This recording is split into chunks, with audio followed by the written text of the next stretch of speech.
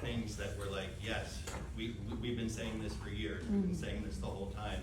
We're all very aware of what the problems are. It's very affirming to hear now you researchers talking about, the reality of like, coming from Berkeley, wow, the water use really wasn't what was being said. The wildlife issues, actually there's benefits. Economically, there's been what's going on in these rural communities and how it shifted, and I really appreciated the talk about just like the small farm and how the illicit market is like kind of how that was born and everything. My big takeaway from today is that, first of all, it's like, I appreciate the agencies coming forward with all these grants. That's very much appreciated, and I think ag has always been, as we know, somewhat dependent and reliant on grants.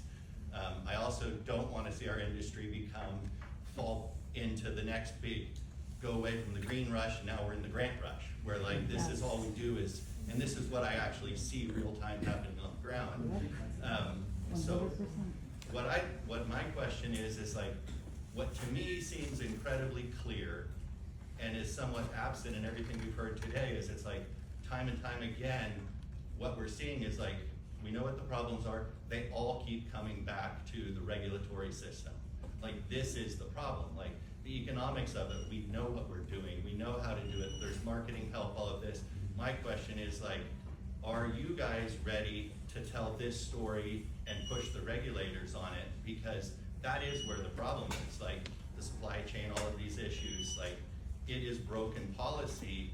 And so no matter what we do as gathering together for marketing and cooperating and all these collective things we do, appellations, all of this comes down to the fact that like unless this policy is actually fixed, and a lot of what is in Prop 64 is not fixable and needs to just be stricken, then I don't see how we move forward. So like the universities were a big part of villainizing and telling this like cannabis is bad story, and now like are you guys willing to take that story and flip it and tell like this needs to change, or we're gonna just have another industrialized ag continuation, which is what the agency seems to be.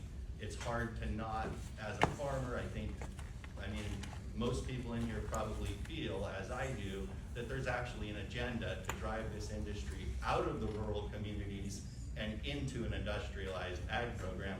Every single thing we've seen in this process has made us believe that.